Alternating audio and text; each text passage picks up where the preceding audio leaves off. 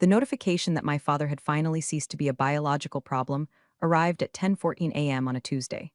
I remember the time precisely because I was in the middle of calibrating the deviation metrics for our batch, 404 sterile injectables, and I hate interruptions. My phone buzzed against the stainless steel surface of the clean room staging area, a violation of protocol, strictly speaking. But I'm the one who writes the protocols, so I grant myself certain variances. The text was from my aunt. It was efficient, much like the way I run my department. He's gone, massive coronary. Coroner is here, call when you can. I didn't cry. Crying introduces particulate matter into the environment, and my mascara isn't ISO 9001 compliant.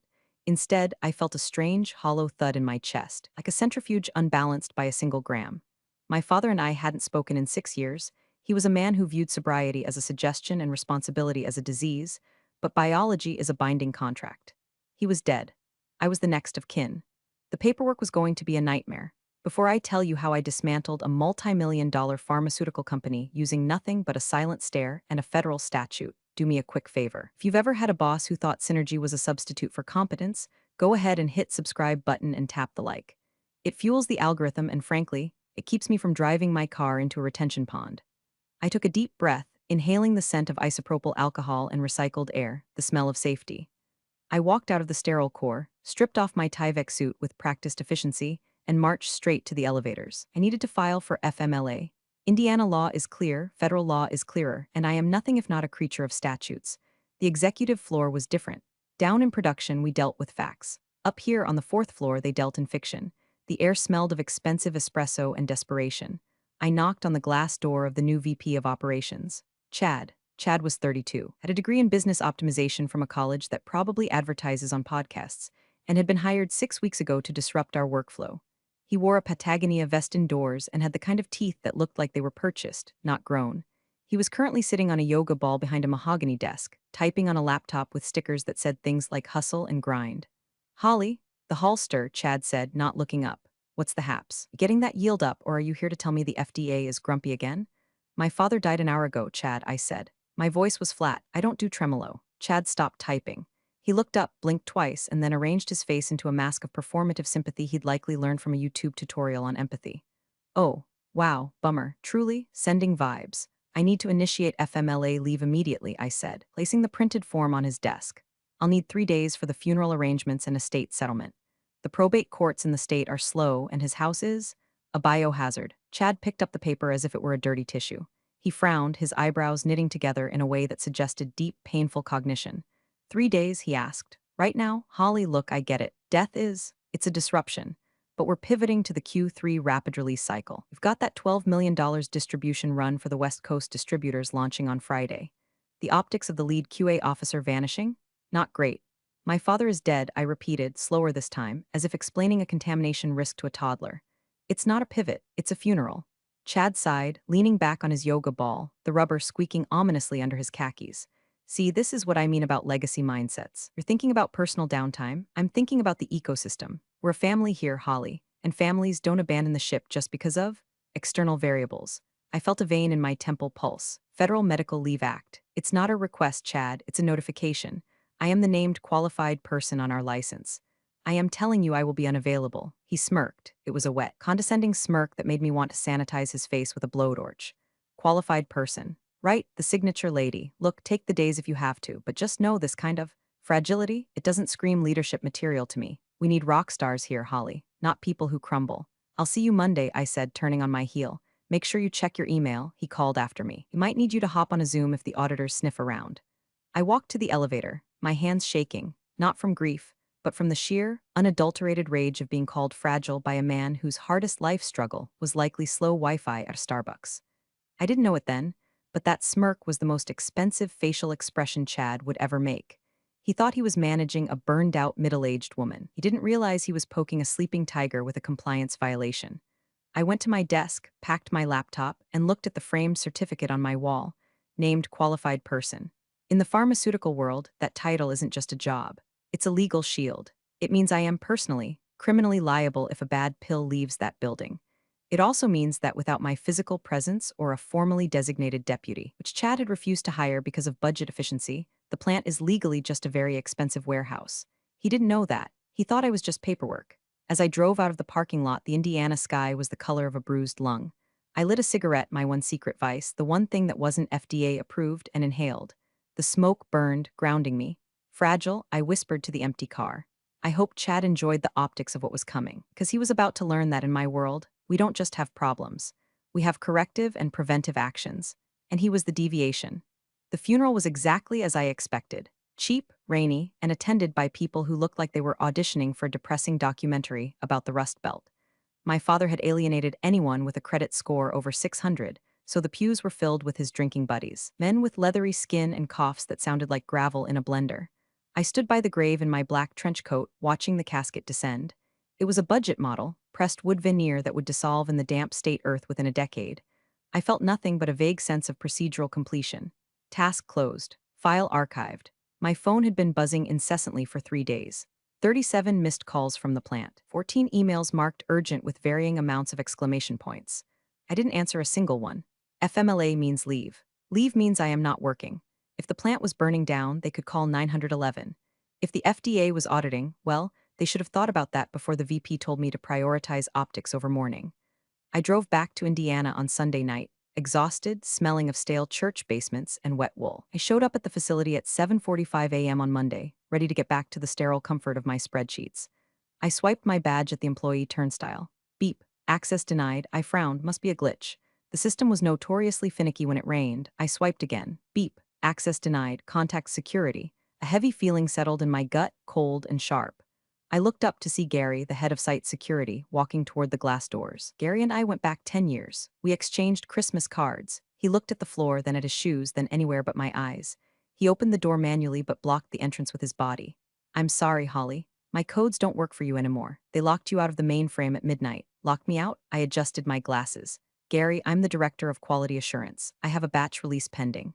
What is going on? You need to go to the loading dock. Holly, Chad left a box. A box. The universal corporate symbol for you have ceased to matter. I walked around the perimeter of the building to the loading dock. It was gray and drizzling again.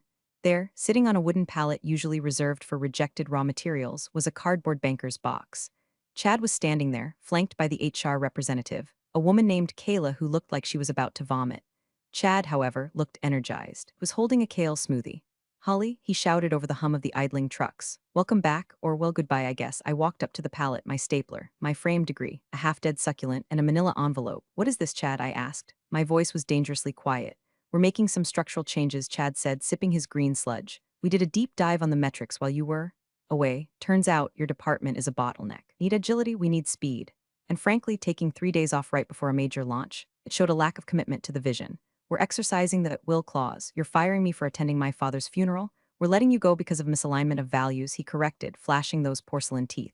Plus, we found someone cheaper. I mean hungrier, a real go-getter, just out of college. He starts today. No bad habits, no legacy baggage. I stared at him. The sheer, monumental stupidity was breathtaking. It was like watching a toddler play with a live grenade.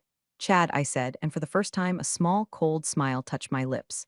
Does this go-getter have his certifications? He's got a degree in biomanagement. Chad beamed. He's a wizard with Python. Does he, I asked, have his federal registration as a named qualified person under 21 CFR Part 211? Chad waved a hand dismissively.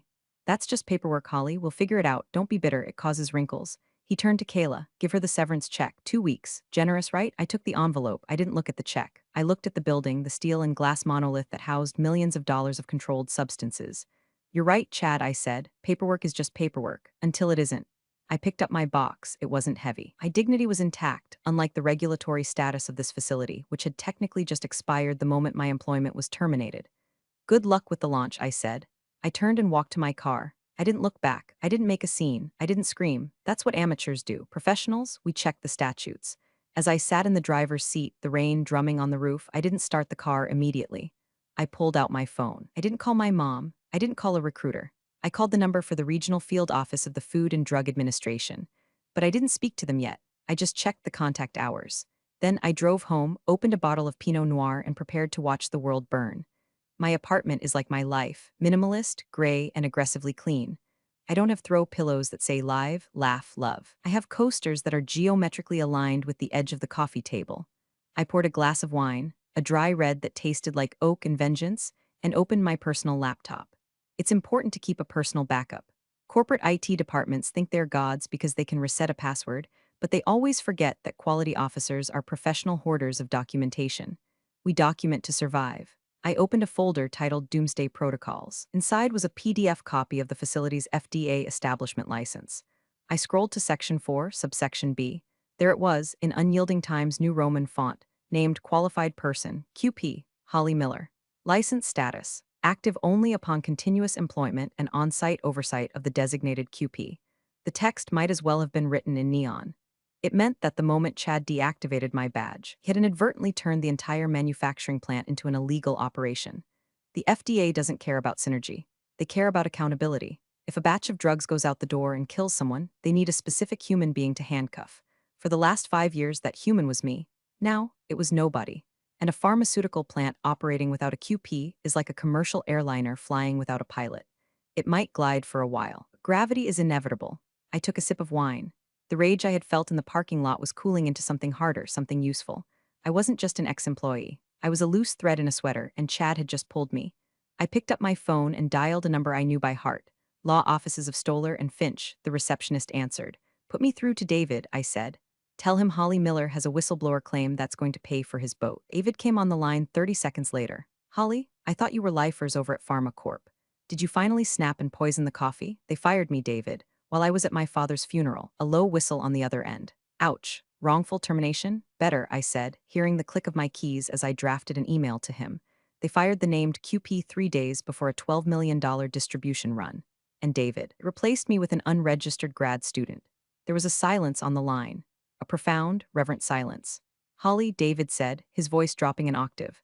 Are you telling me they are currently manufacturing controlled substances without a license holder on the premises? I'm telling you that as of 8 a.m. this morning, that building is effectively a meth lab with a 401k plan. Send me everything, David said. Do not talk to them. Not sign anything else. I'm going to draft a letter to the board, but... Wait, no, I interrupted. No letter to the board yet. Why? We can settle this for 6 figures by Friday. I looked at the rain streaking my window. I thought about Chad's smirk. I thought about the fragile comment. I thought about my dad's cheap casket and the way Chad had treated my grief as a productivity bottleneck. I don't want a settlement, David, I said softly. I want compliance. Holly, what are you planning? They have a major shipment going out Friday, the West Coast distribution. If we alert the board now, they'll pause, hire a temp QP, pay a fine, and sweep it under the rug. Chad keeps his job. The investors stay happy. And if we wait until they ship, I said, it becomes interstate trafficking of misbranded pharmaceuticals. It becomes a felony. Jesus, Holly. I'm just following the procedure, David. Step 1, identify the deviation. Step 2, allow the system to demonstrate failure. Step 3, corrective action. You're terrifying. I'm unemployed. I corrected. There's a difference. I hung up. Next, I logged into the FDA's industry portal. My credentials were still active because they were tied to my professional license, not the company email. I saw the dashboard. Status, compliant.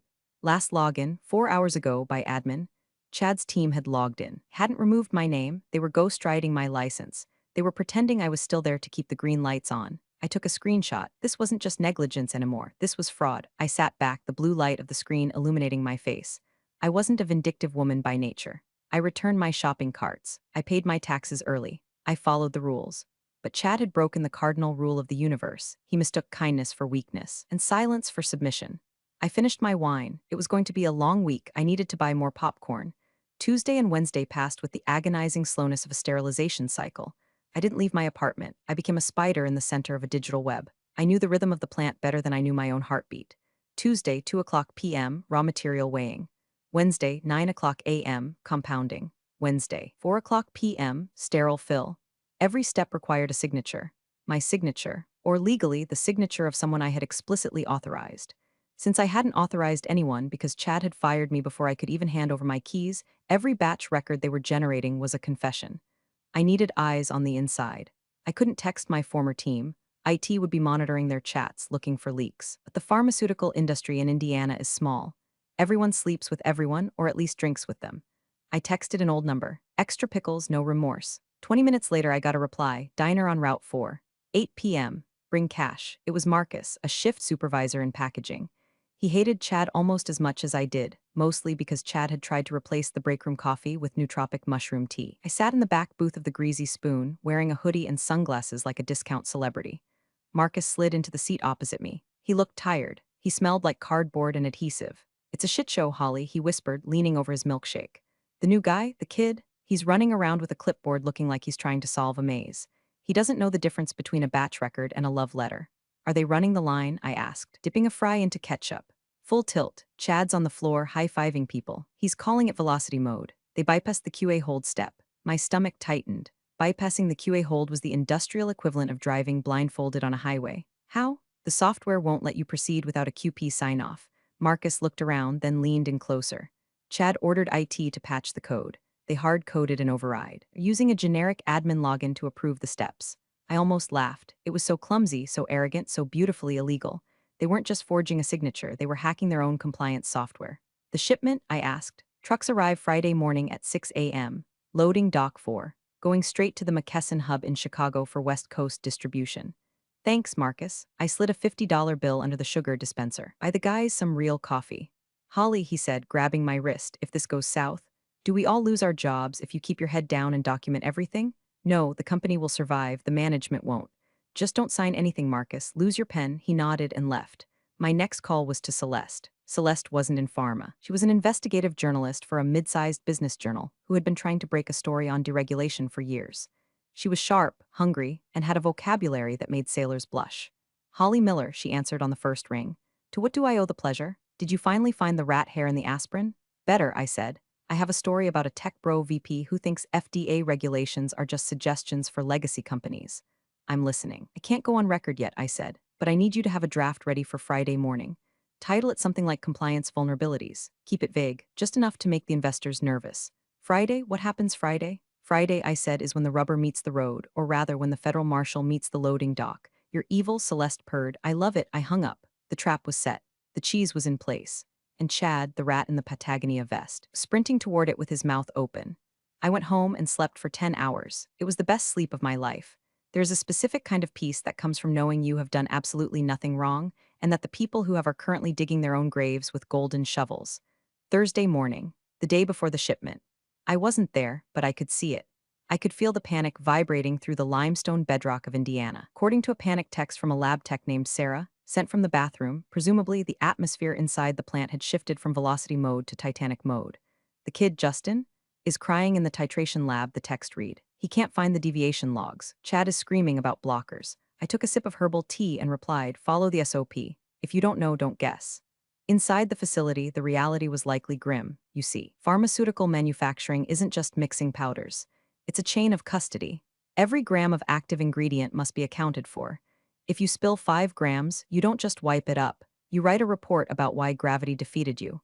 Justin, the hungry grad student, was likely discovering that biomanagement theory doesn't cover what to do when the humidity sensor in room 402 fails and threatens to turn $1 million of pills into paste. In a normal world, the named qualified person, me, would step in. I would assess the risk. I would quarantine the affected lot. I would sign off on the remediation.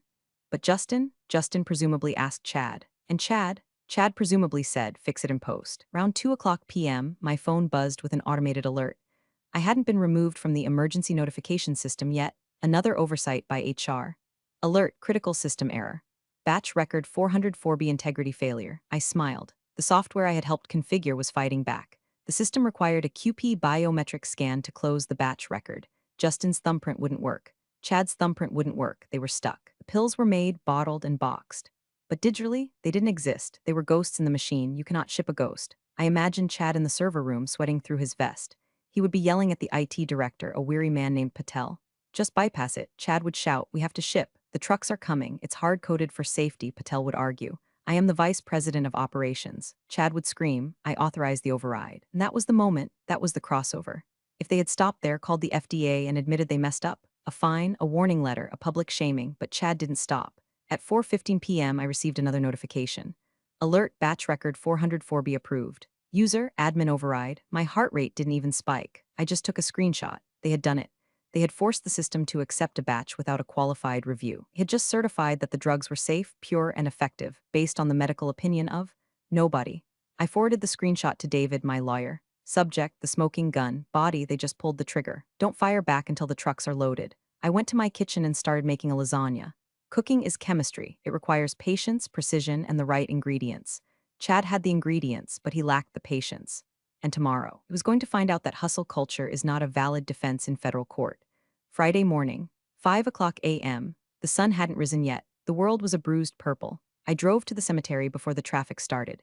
It was on the way to nothing, nestled behind a strip mall that had seen better decades. The dirt on my father's grave was still fresh, a mound of raw earth in a sea of manicured grass. No headstone yet, that takes weeks. Just a little plastic marker with his name and dates. Robert Miller, 1950-2024. I stood there looking at the plastic. My dad was a mess. He drank too much, smoked too much, and lied when the truth would have served him better. He was the chaotic variable in my controlled life. I had spent 40 years trying to be his opposite, clean, precise, regulated. You would have liked this, Dad, I said to the dirt. You always hated the suits. He would have. He would have laughed his wheezing laugh to see me, the dutiful daughter, about to light a match under a billion-dollar pile of corporate arrogance. I'm sorry I wasn't there when it happened, I whispered. And I'm sorry I let them treat your funeral like a scheduling conflict. That was the core of it. It wasn't just the law. It was the disrespect. Chad hadn't just violated 21 CFR Part 211. He had violated the basic human code that says death matters more than quarterly projections. He had looked at my grief and seen inefficiency. I placed a single white rose on the mound. It was cliché, but I like traditions. They offer structure. Sleep well, old man, I said. I got back in my car. It was 5:45 a.m. My phone pinged, a text from Marcus. Trucks are docking. Loading starting now. Chad is popping champagne in the break room. It's disgusting. I took a deep breath. I opened my laptop, tethered it to my phone's hotspot, and logged into the Department of Health and Human Services OIG hotline portal. I had the draft saved. Complaint type, gross misconduct / federal fraud. Facility, Pharma Corp. Indiana plant. Nature of violation, manufacturing and distribution of controlled pharmaceuticals without a named qualified person. Falsification of batch records via unauthorized IT override. Impending interstate shipment of misbranded product. Attached were the files. 1. My termination letter dated Monday. 2. The FDA license showing my name active. 3. The screenshot of the admin override dated yesterday. 4. A photo Marcus had sent me of the pallets being loaded, timestamped 5:50 a.m. I hovered over the submit button. This was the nuclear option. Once I clicked this, there was no going back. The company would be raided. People would lose jobs. My reputation would be the woman who snitched. But then I remembered Chad's voice. We need rock stars here, Holly. Not people who crumble. I didn't crumble. I detonated. I clicked submit. A small green banner appeared. Thank you. Your report has been received. A case number has been assigned. I closed the laptop. I started the engine. I wasn't going home. I was going to the plant, not to work, to watch. I drove to the diner across the street from the facility, the one with the big windows facing the main gate. I ordered coffee and eggs. I sat there, watching the sunrise glint off the chrome of the semi-trucks leaving the loading dock. One by one, they turned onto the highway, carrying millions of dollars of contraband. Run along, I whispered, blowing on my coffee. Go tell the world what you are. Now, we waited for the cavalry. By 10 o'clock a.m., the trucks were long gone. Chad was reportedly walking on air. He had sent a company-wide email which Sarah forwarded to me titled, Execution Excellence, How We Crushed Q3. It was full of emojis, rocket ships, flexing biceps. It made me want to sanitize my eyes, but the silence was about to break. At 10:15 a.m., Celeste published her article on the Midwest Business Journal website. Headline, Safety Second. Insiders allege regulatory gaps at major Indiana pharma player. It was a masterpiece of vague menace. It didn't name names yet. It just mentioned recent high-level terminations and concerns regarding licensure continuity. It was enough. My phone buzzed. It was David, my lawyer. Holly, the board just called an emergency meeting for 11:30. Investors are seeing the article. They're spooked. Is Chad invited? Chad is presenting. He's supposed to be taking a victory lap.